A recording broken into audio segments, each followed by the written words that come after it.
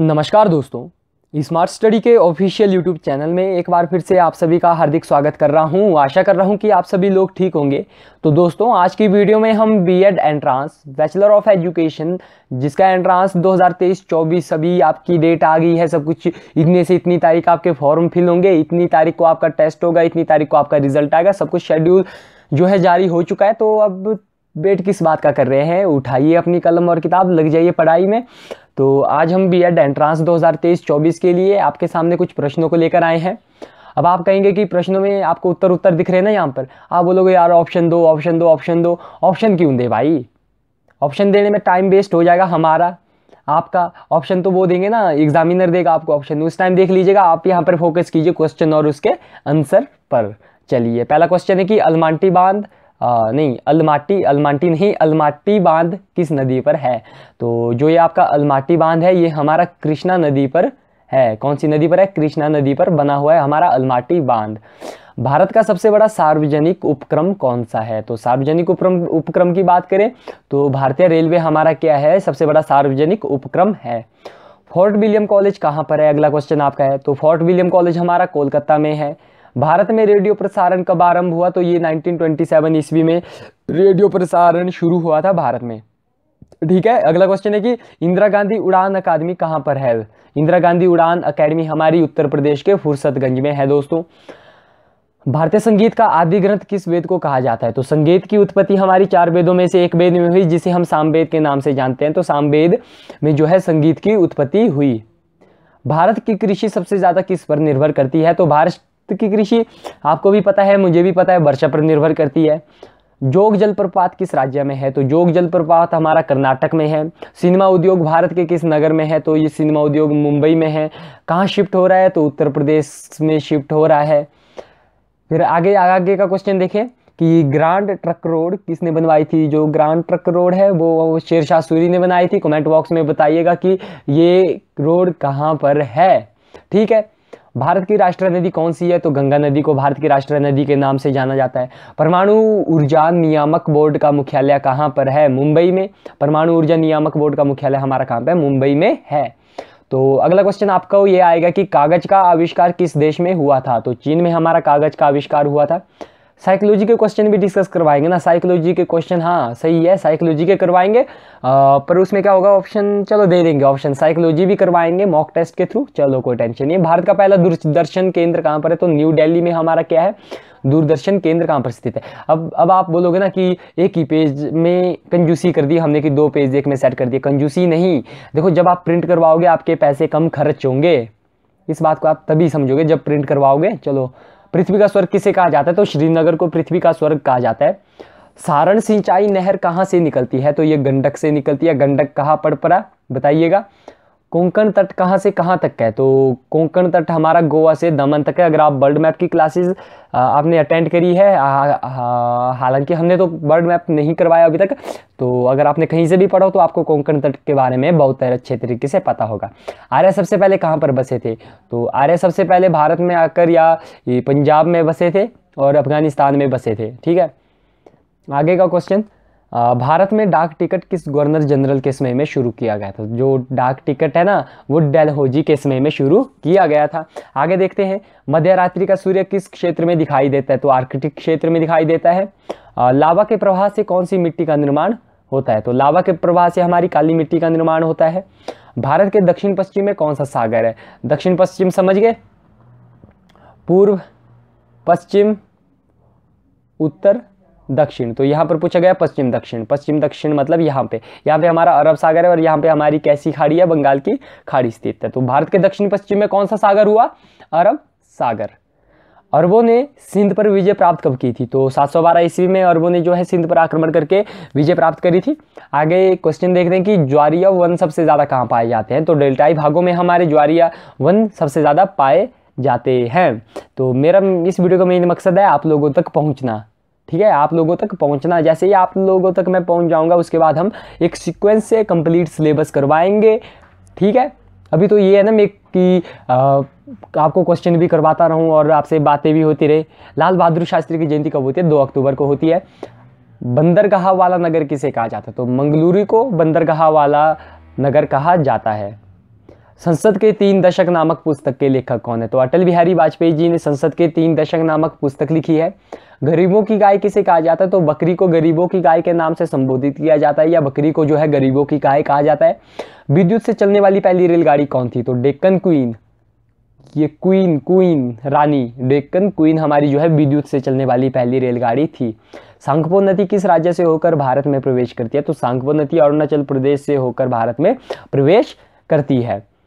कोया व जनजाति किस राज्य से संबंधित है? तो आप कहेंगे आंध्र प्रदेश, बिल्कुल सही। सीमा सड़क संगठन की स्थापना कब हुई थी? आईटीबीपी नहीं, आईडीबीपी तो नहीं आएगा ना। 1960 में सीमा सड़क संगठन की स्थापना हुई थी। मैक्स मुल्लर ने आर्यों का मूल स्थान कहाँ माना है? तो आर्यों का मूल स्थान ऐसा माना जाता है कि जो आर्य है हमारे, वो मध्य वैदिक संस्कृति के आर्य जो है मध्य एशिया से आए थे। किसने पाटलिपुत्र को पोलीब्रोथा कहा? तो मेगास्थनीज ने पाटलिपुत्र को पोलीब्रोथा के नाम से संबोधित किया था। आगे देखते हैं, तिलैया बांध किस नदी पर स्थित है? बराकर नदी पर। अच्छा, आज मैंने एडवर्टाइजमेंट नहीं की क्या? अरे मैं तो भूल गया। देखो, अगर आपको ये पीडीएफ चाहिए तो आप इस नंबर पर क्या कीजिएगा, मुझे मैसेज कीजिएगा, व्हाट्सएप 9015492123। समझ रहे हो? 90 154 92 123। अगर आप इसके ऊपर क्लिक करोगे तो ये वर्क नहीं कर रहा, ये हाइपरलिंक में थोड़ी सी ये हो गई है। बाकी आप डायरेक्ट इसके ऊपर क्लिक करके हमारे व्हाट्सएप ग्रुप में ऐड हो सकते थे, लेकिन चलो कोई नहीं, आगे बोलूँगा यार ब्रो। चलो, शॉर्ट एट हिस्ट्री नामक पुस्तक किसने लिखी? नमक नहीं है भाई, नामक है। शॉर्ट एट हिस्ट्री नामक पुस्तक अभिनव बिंद्रा जी ने लिखी। भारत की कुल तटरेखा की लंबाई कितनी है? तो ये लगभग 7516 किलोमीटर हमारी भारत की तटरेखा है।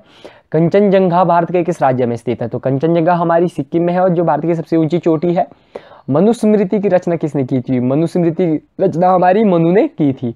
किस उपग्रह को जीवाश्म ग्रह के नाम से जाना जाता है? तो जो हमारा उपग्रह है, पृथ्वी का उपग्रह है चंद्रमा, उसे जीवाश्म ग्रह के नाम से भी जाना जाता है। भारत में ओबरा शहर क्यों प्रसिद्ध है? तो थर्मल पावर प्लांट के लिए कौन सा शहर प्रसिद्ध है? ओबरा शहर। गंगा नदी को बांग्लादेश में किस नाम से जाना जाता है? तो पद्मा के नाम से गंगा नदी को बांग्लादेश में जाना जाता है।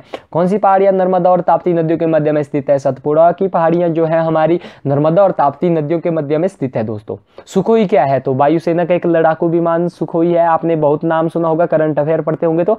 टनकपुर परियोजना किस राज्य में है? तो उत्तराखंड में हमारी टनकपुर योजना हमारी उत्तराखंड में है। तारापुर परमाणु केंद्र कहाँ पर है? तो महाराष्ट्र में हमारा तारापुर परमाणु केंद्र है।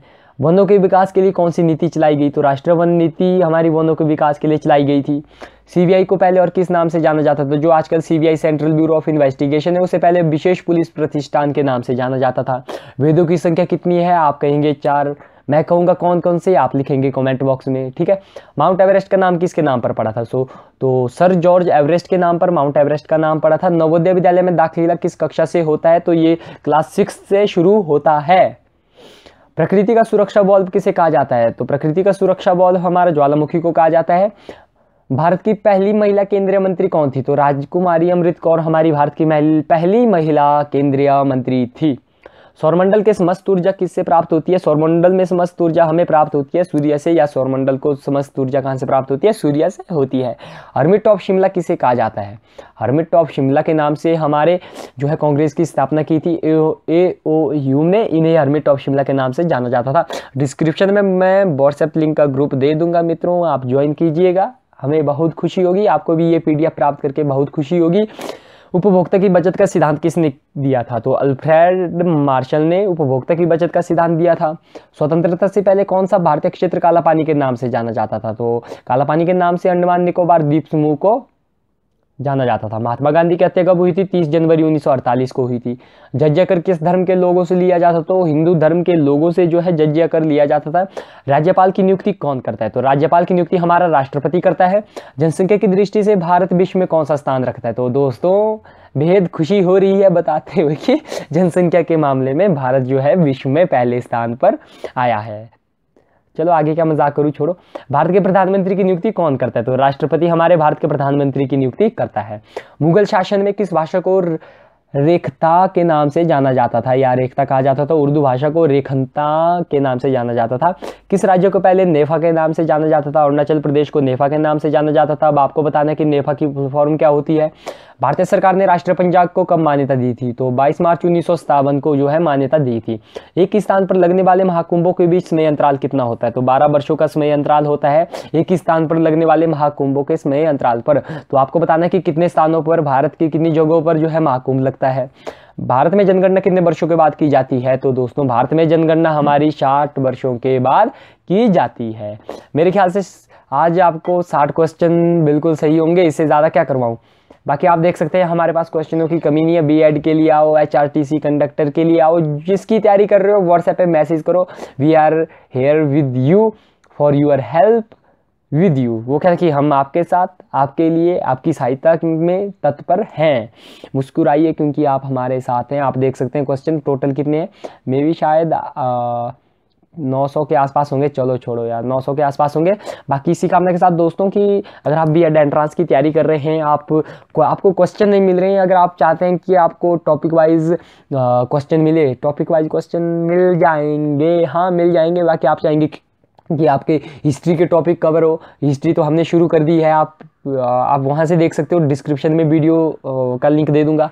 फिर आप हिंदी चाहते हो कि हिंदी की क्लासेस लगाऊं, हिंदी की भी लग जाएगी। आप पहले क्या कीजिए, हमारे व्हाट्सएप ग्रुप को ज्वाइन कीजिए, वहाँ से मेरा नंबर लीजिए और हमें मैसेज कीजिए। इसी कामना के साथ दोस्तों आपका दिन शुभ बीते, आपको वीडियो पसंद आई हो, मैं आपका धन्यवाद करता हूँ।